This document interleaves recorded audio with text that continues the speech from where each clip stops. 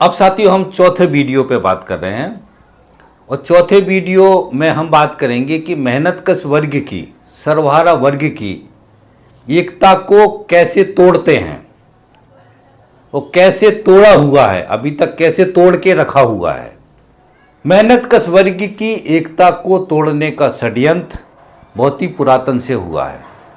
वर्ण व्यवस्था के अंदर उन्होंने धर्म का इस्तेमाल किया था।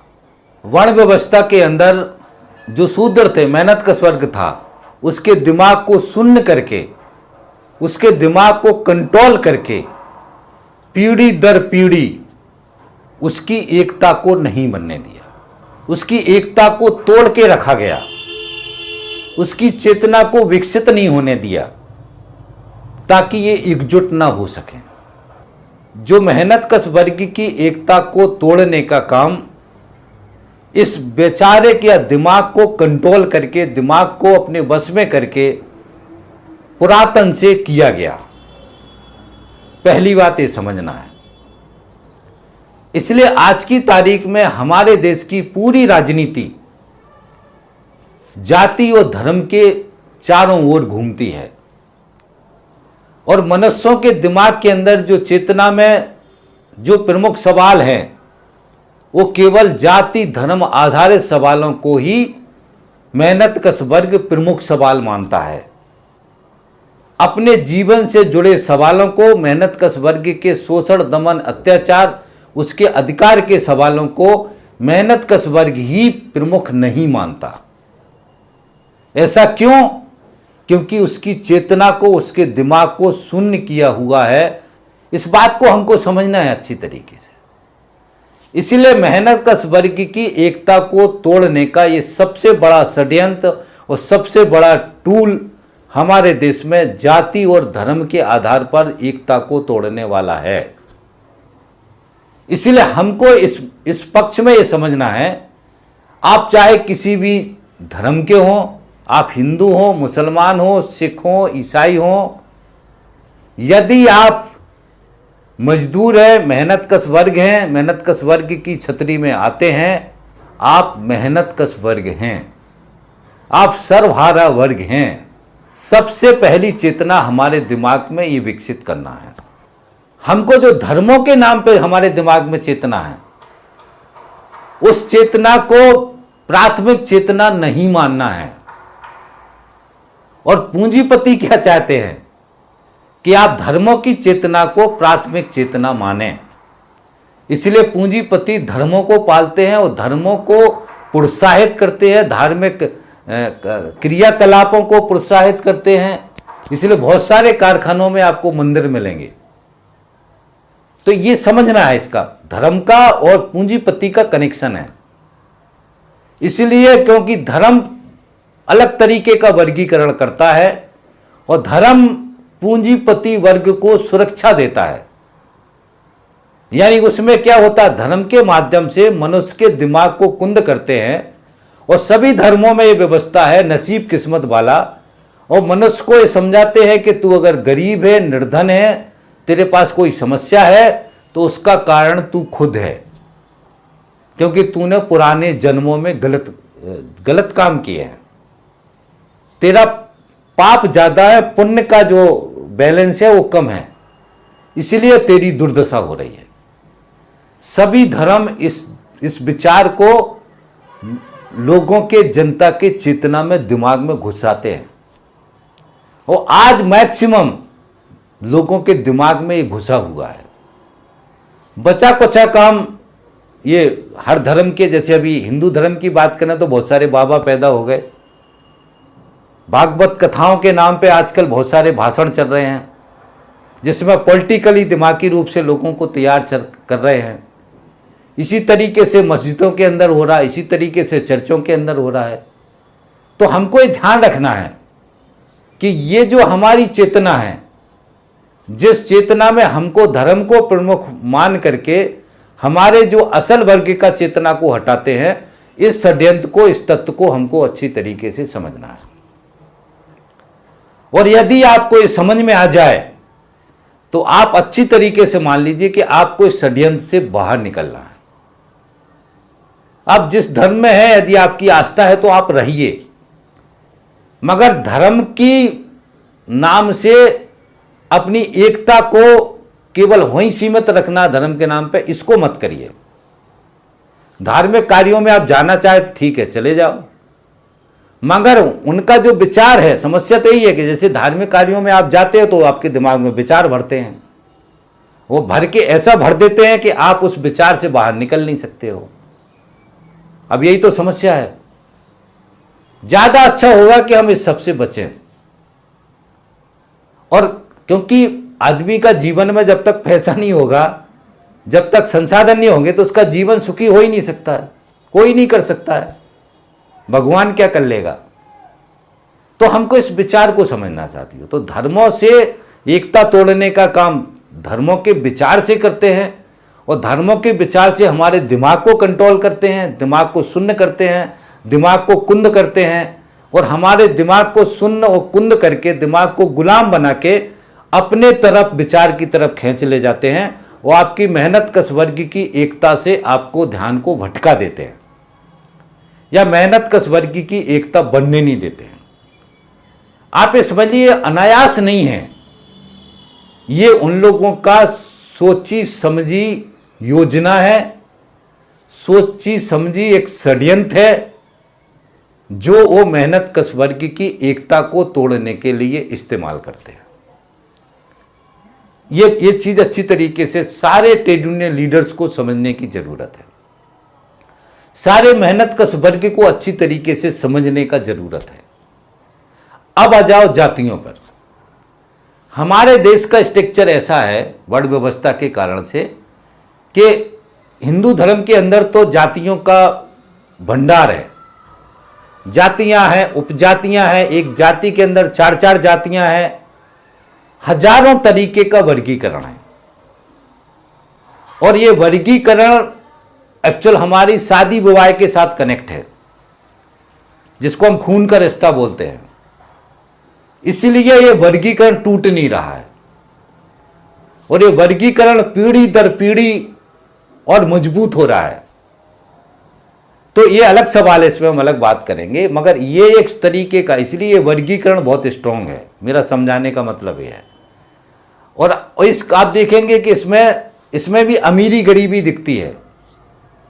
जो अमीर लोग हैं उनका अलग स्टेटस है धर्म के अंदर भी, और जो गरीब लोग हैं उनका अलग स्टेटस है। जो गरीब आदमी है, जो मेहनत कश वर्ग है, सबसे नीचे का हिस्सा है, उनके लिए वो दुखियारी है, दुखी है। और उसी धर्म का जो अमीर लोग है, वो एक्चुअल अपने उनका स्टेटस राजा जैसा है। वो लोगों को दान देगा, लोगों को कुछ बांट देगा, तो वो अपने आप को बहुत पुण्य भाग्यशाली समझता है। तो इस तरीके का वर्गीकरण भी है, अमीरी गरीबी का वर्गीकरण भी है। ये चीजें हमको ध्यान रखनी है। तो हिंदू धर्म के अंदर जाति व्यवस्था है, मगर हमारे देश के अंदर, आप बड़ा ताज्जुब का बात है, इस्लाम के अंदर भी जातियों का वर्गीकरण है, ईसाई धर्म के अंदर भी जातियों का वर्गीकरण है, सिख धर्म के अंदर भी जातियों का वर्गीकरण है। तबकि ईसाई के अंदर और इस्लाम के अंदर दुनिया के दूसरे देशों में जातियां नहीं हैं इस तरीके की, जैसे हमारे तरीके से ऊंच नीच की भावना है, मगर जिस तरीके से जातियों का वर्गीकरण हमारे देश में है, दुनिया के दूसरे इस्लामिक देशों में नहीं है। ये हिंदुस्तान और पाकिस्तान में है। तो साथियों, मेरा समझाने का आशय ये है कि ये जाति और धर्म की जो चेतना हमारे दिमाग में डली हुई है, ये हमारी मेहनत कश वर्ग की एकता को तोड़ती है, ऊंच नीच के भाव को पैदा करती है।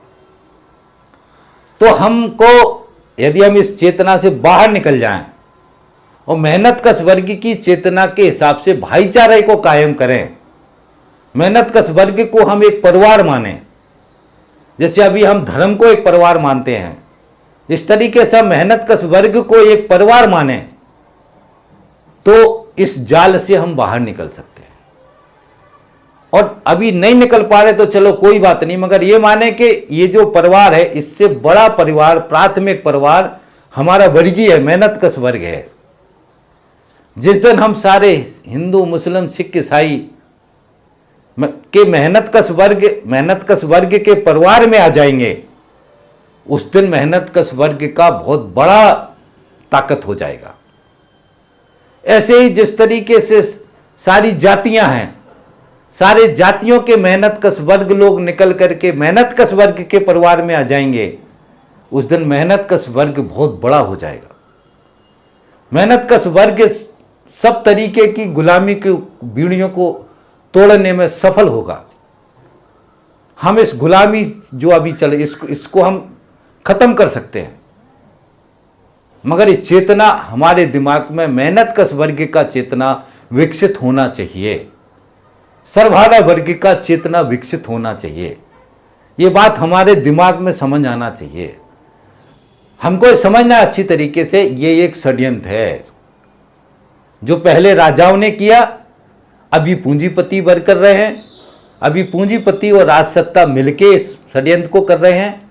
ये दोनों उस धर्म को और जाति के वर्गीकरण को जिंदा रखना चाहते हैं, इसको और मजबूत करना चाहते हैं, ताकि आपकी जो चेतना है वो मेहनत कश वर्ग की चेतना, मजदूर वर्ग की चेतना, सर्वहारा वर्ग की चेतना विकसित ना हो सके। इस षड्यंत्र को सारे ट्रेड यूनियन के लीडर्स को अच्छी तरीके से समझना है, अच्छी तरीके से दिमाग में बिठाना है। ये सबसे बड़ी कमजोरी है मेहनत कश वर्ग का, सर्वहारा वर्ग का, ये सबसे बड़ा कमजोरी है। इस कमजोरी को सही किए बिना हम व्यापक एकता कायम नहीं कर सकते हैं, और जब तक व्यापक एकता कायम नहीं होगी मेहनत कश वर्ग को एकजुट नहीं कर सकते हैं। ये हमको अच्छी तरीके से समझने का जरूरत है। अब उसके अलावा अब आ जाइए, जो तीसरा स्टेज है वो कर्मचारियों के रूप में। मेहनत कश वर्ग के अंदर ही बहुत बड़ा वर्गीकरण किया। आज भी दुनिया के बहुत सारे देश हैं जहां फिजिकली जो मेहनत करता है, मजदूरी करता है, फिजिकली जो मेहनत करता है उसको वेतन ज्यादा मिलता है, या ज्यादा नहीं मिलता है तो उसके समतुल्य मिलता है जो दिमाग वाला काम करता है। दिमाग वाला जो काम करता है उसको, जो फिजिकली काम करता है उसके वेतन में ज्यादा फर्क नहीं होता है। मगर हमारे देश के अंदर ऐसा वर्गीकरण है कि जो बड़े पदों पर बैठे लोग हैं उनका वेतन बहुत ज्यादा है,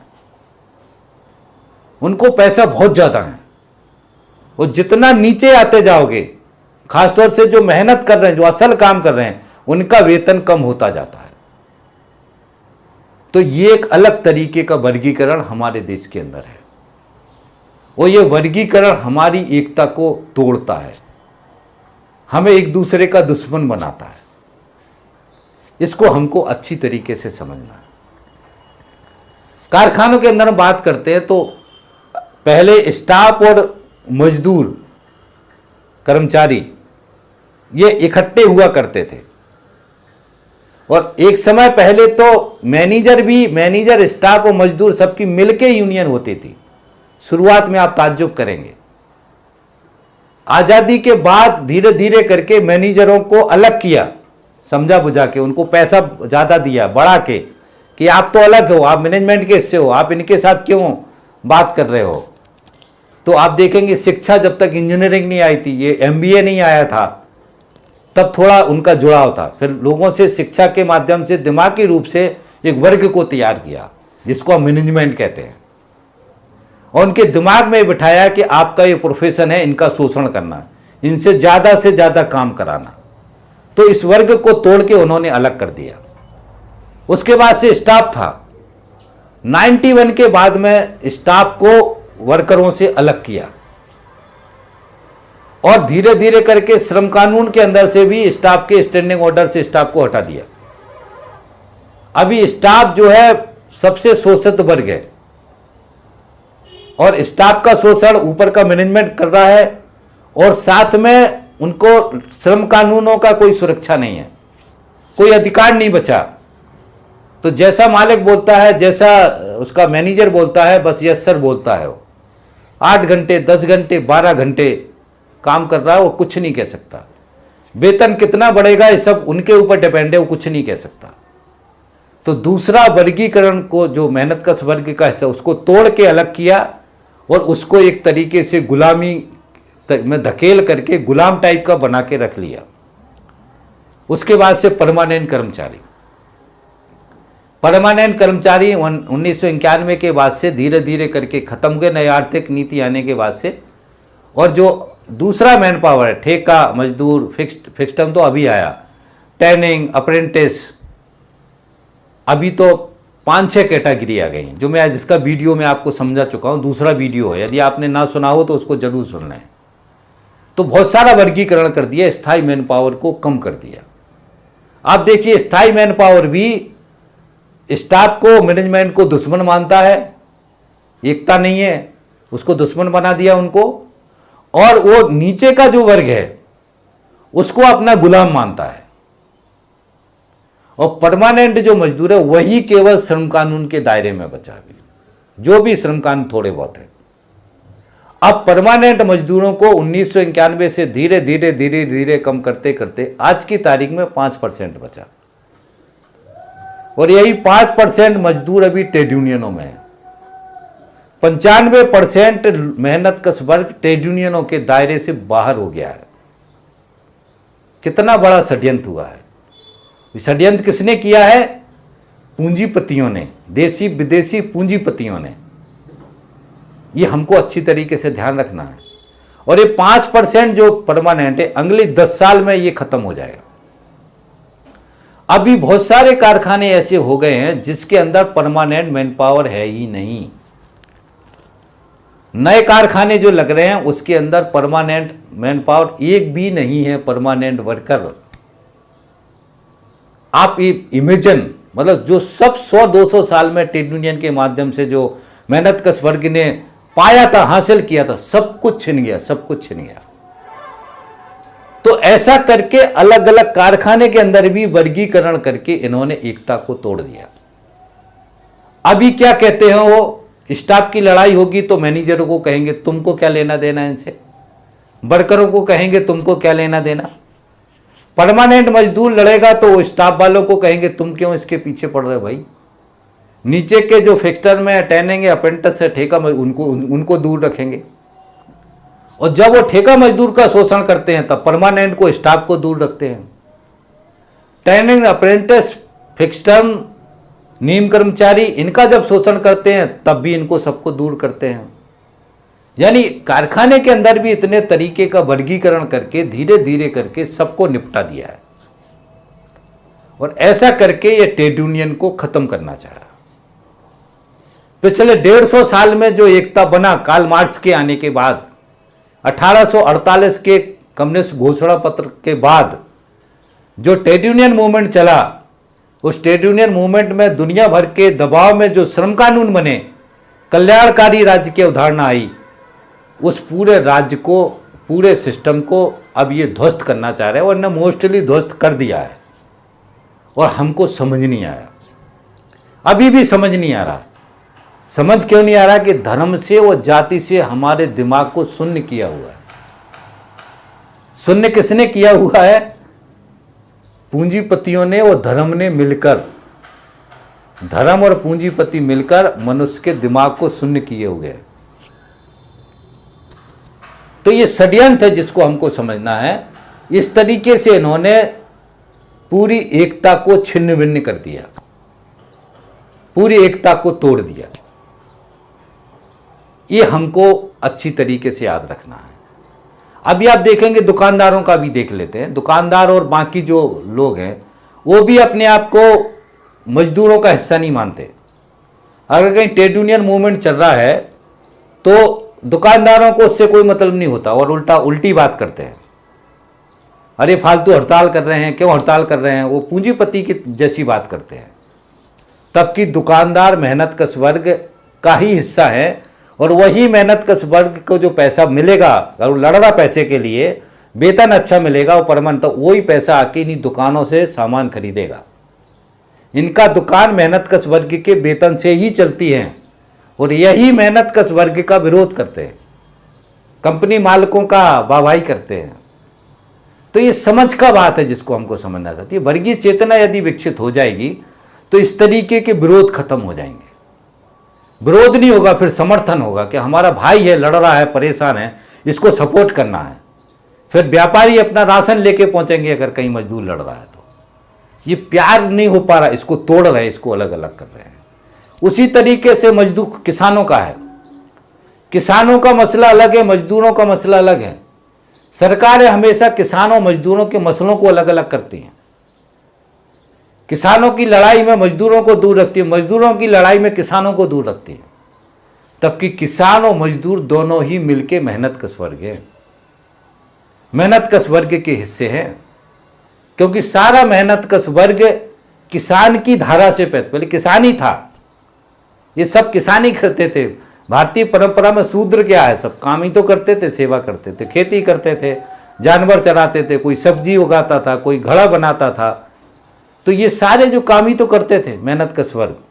तो आपको समझना है, जैसे हमारे देश में लड़ाई होता है या दुनिया की जो क्रांति हुई हैं उसको जब हम पढ़ते हैं तो हम ये देखते हैं कि किसानों का, मजदूरों का और सेना के जवानों का जहां भी एकता कायम हुआ वहीं क्रांति सफल हुई है।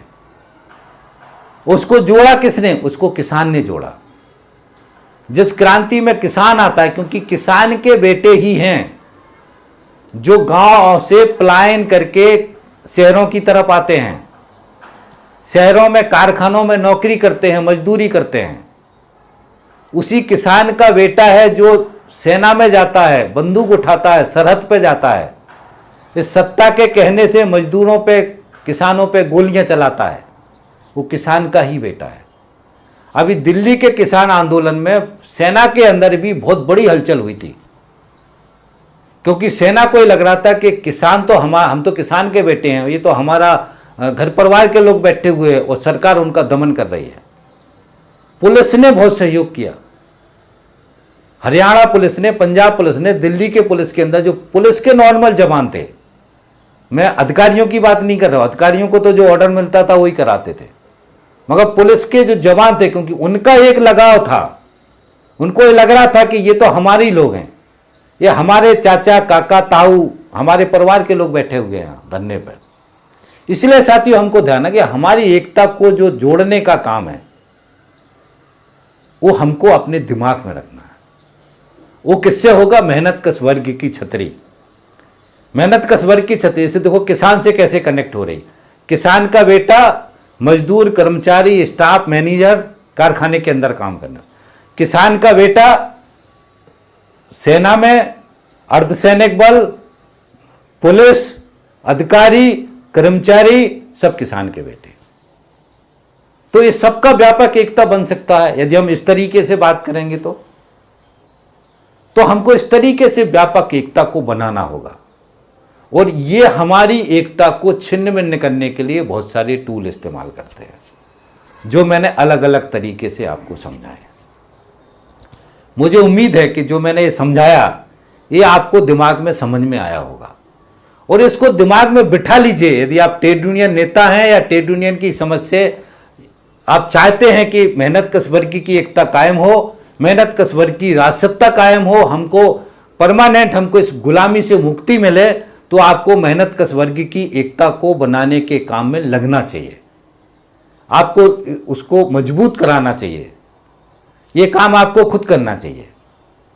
तो मुझे लगता है कि मैंने वो सारे तत्व आपको समझा दिए हैं जिससे पूंजीपति वर्ग और धर्म मिलकर के मेहनत कश वर्ग की एकता को तोड़ते हैं, उसकी एकता को छिन्न भिन्न करते हैं, और इस षड्यंत्र को हमको अच्छी तरीके से समझ करके हमको मेहनत कश वर्ग की एकता को जोड़ने का काम करना है। एकता को जोड़ना कैसे है वो मैं आपको बता चुका हूं। जितने ये षड्यंत्र करते हैं उन षड्यंत्र को सबको हटा करके मेहनत कश वर्ग की छतरी के अंदर हमको एक ही चेतना पैदा करना कि हम मेहनत कश वर्ग हैं, हम मजदूर वर्ग हैं, हमारा जाति, धर्म, पंथ, संप्रदाय सब कुछ मेहनत कश वर्ग है, सबको मेहनत कश वर्ग को इकट्ठा होना है। ये चेतना हमको अपने दिमाग के अंदर विकसित करनी है। साथ ही इस वीडियो का मैं यहीं ख़त्म कर रहा हूँ, और मुझे उम्मीद है कि इस वीडियो में मैं जो समझाना चाह रहा था आपको, आप उस बात को अच्छी तरीके से समझ गए होंगे। आप इसके पहले के जो वीडियो है उनको ज़रूर सुने, पूरे वीडियो सुने, तभी आपको पूरा समझ में आएगा। और ये वीडियो ज़्यादा से ज़्यादा लोगों को शेयर करवाने में सहयोग करें। जो मेहनतकश वर्ग है, जो मैंने इसकी छतरी आपको बताई है, उन सभी लोगों के पास इस वीडियो को भेजने का कष्ट करें आप, सहयोग करें आप, ताकि हम मेहनतकश वर्ग की एकता को कायम कर सकें। इसी आशा उम्मीद के साथ इस वीडियो को मैं अपना ख़त्म कर रहा हूँ। आपसे निवेदन है कि चैनल को सब्सक्राइब कर लें, घंटी दबा दें, हमारी चैनल की प्लेलिस्ट पे ज़रूर जाएं। बहुत सारे फोल्डर हैं, उसमें बहुत सारी जानकारी है, उसके अंदर सारी जानकारी को सुनें और पूरी जानकारी को ज़्यादा से ज़्यादा शेयर करवाने में सहयोग करें। आप सहयोग करेंगे, इसी आशा उम्मीद के साथ मैं अपनी बात ख़त्म करता हूँ। अगले वीडियो में फिर मिलते हैं। थैंक यू साथी, धन्यवाद, थैंक्स।